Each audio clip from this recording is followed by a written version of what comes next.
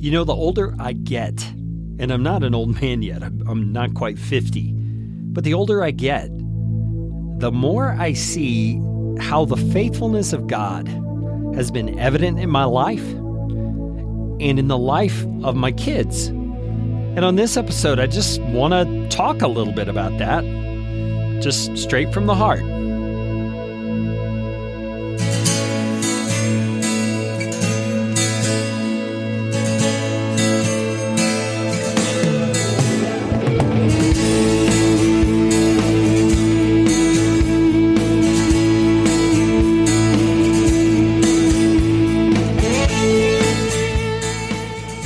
Well, welcome back to the Christian Home and Family Podcast. My name is Kerry Green. I'm a retired pastor who is now doing a whole lot of other stuff on the internet, but one of those things is the Christian Home and Family website and podcast, which you can find at christianhomeandfamily.com. And my goal here is to encourage you in your desire to build a legacy of faith that lasts for generations. That's what I want. I want to see the faith that I and my wife have in Jesus Christ to be lived out for generations in my family, my kids, their kids, even to the 5th, 6th, 7th generation. I mean, God is a big God, right? He can do that. He can work what seems like the impossible in our puny human minds. And so that's my goal, and I'm hopeful that these episodes of the podcast will be helpful for you along that line as well. Today, I want to bring up just some thoughts that I've been having as I'm growing older. I turned 50 in July, and I understand I'm not an old man by any means, but I am seeing the seasons of life change. I have no more elementary school age kids. I have 2 teenagers still at home, a 13-year-old and a 17-year-old at this point. I have 2 adult daughters who are in the college age range, one of them who's just on the tail end of a college age range, but neither one is in college. They're doing mission trips, or one is already working and has moved out of the house and living in a big city nearby. And I have a son who is married for 5 years. Actually, today is his 5th anniversary. And so he's been married for 5 years and has 3 kids. And so those are all just examples of how the seasons of life are changing. I mean, things are moving forward the way that life does. And the older that I get, and part of that, I guess, is watching what's happening in the lives of my kids, I'm recognizing the faithfulness of God in ways that I haven't recognized at earlier stages in my life. I remember earlier in my parenting journey being very concerned about the hearts of my children, and I should be. And my wife especially was more sensitive to those things than I was. And actually, if I'm honest with you, she actually taught me a lot of what I know about getting to their hearts and guiding their hearts into the truth of God. And what we discovered is that our children are much more apt to embrace the things of God that we're teaching them, that they're hearing in church, that they're getting through the music that we allowed them to listen to as they were growing up, if they see that genuine hunger and passion for God in our hearts as their parents. Because kids are smart. Kids notice, it's like they can smell a hypocrite, even when it's in their parents, and maybe even especially when it's in their parents. I mean, they can tell if you're saying they should follow after Christ and that they should have a desire for the Lord, they should read their Bible, they should pray, but you're not doing it. I mean, they can tell. They see it in the fruit of your life. They see it not only in your practices, but in the way that you deal with them. I mean, our kids are intuitive. They can see when the fruit of the Spirit is being produced in a life. They see it in the humility that grows in your own heart. And I guess all of that I've just said is kind of a side bunny trail, just some lessons we've learned. But the point I wanted to talk about on this episode is that as I notice the changes happening, and I recognize how concerned I was earlier in my parenting about guiding their hearts and directing them toward the Lord and making sure that my life was one that was an example. And hear me out. I mean, I have failed in that many times. But by the grace of God, his humility enabled me to go to my kids and confess it and get that sorted out. And what I'm noticing is that my kids now, who are adults, 3 of them, and a 4th one who's right on the cusp of becoming an adult, are manifesting to me. They're reminding me of the faithfulness of God.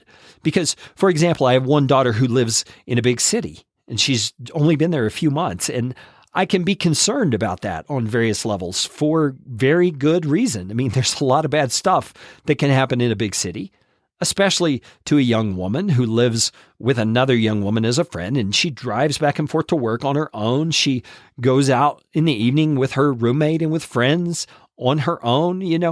I'm not there as a father to oversee her anymore, to protect her anymore, to guide her anymore. And that would be very inappropriate at this season of her life, wouldn't it? Because she needs to spread her wings and she needs to fly, so to speak, on her own. But what I'm getting at, man, I just feel like I bounced all around this point, but here's where I'm landing. What I'm getting at is I'm seeing God's faithfulness to her being manifest in the situations that she's in. I mean, she is out there on her own, yes, but she's not on her own. God is being faithful to her, and I'm seeing a personal relationship between her and him going on that has nothing to do with me. I mean, I'm not the one encouraging her anymore. She's encouraging her own soul in the Lord. I'm not the one protecting her anymore. God is the one protecting her. And these are lessons for me as a daddy. I mean, I'm having to learn to trust the Lord with my kids. Now, let me back off for a second and say, I'm not telling you the situation in my daughter's life and her spiritual journey and walk to in any way puff myself up or brag. I'm doing it to point out to you, God will be faithful. That's his character. My wife said the other day, God is so predictable. When I asked her what she meant, she said, well, he's always faithful. His love is steadfast. He never changes in those regards. And in those ways, we can always count on him to give us his goodness, to give us out of the loving heart that he has. And he's going to be that for my children, especially because they have placed their faith in him. They are genuinely pursuing a relationship with him. And I just want to encourage any parents who are at that point of struggling to let your children go, of trusting that they have what it takes to go out into the world and live a life on their own. And God is faithful. And if you find yourself in a place where you look back at the way you raised your children and you realize you made some mistakes, or you wish you had known XYZ back then because you would have applied it better and been a better parent in guiding your children to the Lord, hey, I totally understand all of that. But what's more important is God understands all of that too.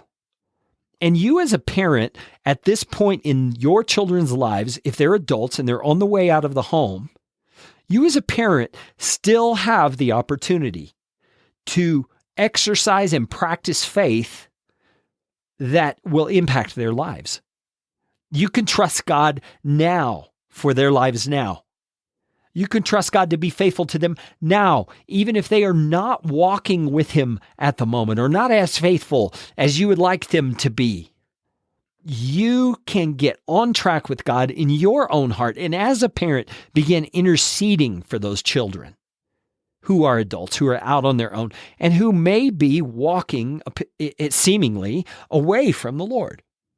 You can be faithful now as a parent.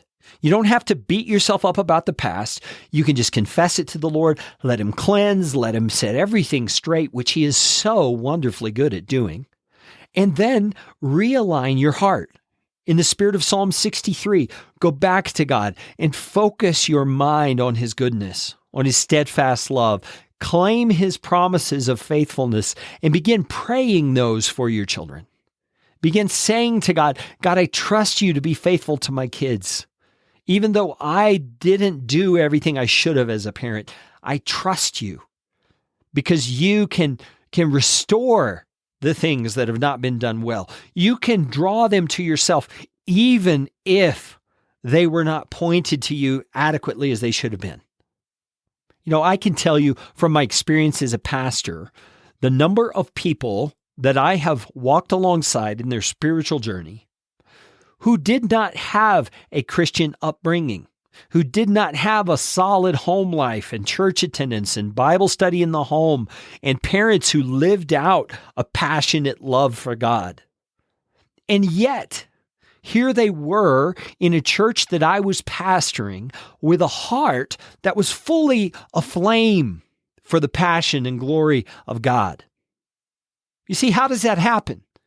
Yes, God uses parents to nurture that in the hearts of children as they're growing up. But what if there are not parents who do that? Can God still stoke that kind of a fire in the soul of a person who was never raised to know Him? Well, absolutely. He does it all the time. And I think sometimes parents, we take too much of the responsibility on ourselves, even though it is true we are responsible. And we should be doing these certain things to guide our children.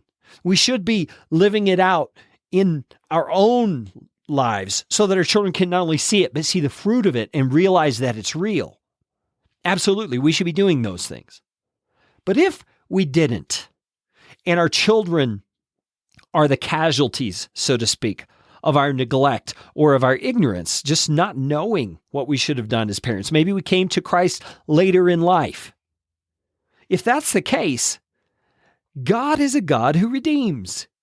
He's a God who can handle that situation. Do you understand that? Please, parents, I want you to get this. Your adult children are God's. They're not yours. And so it's your responsibility now to trust Him. Not to fret, not to get worried, not to be anxious, not to beat yourself up about the past, but to trust Him.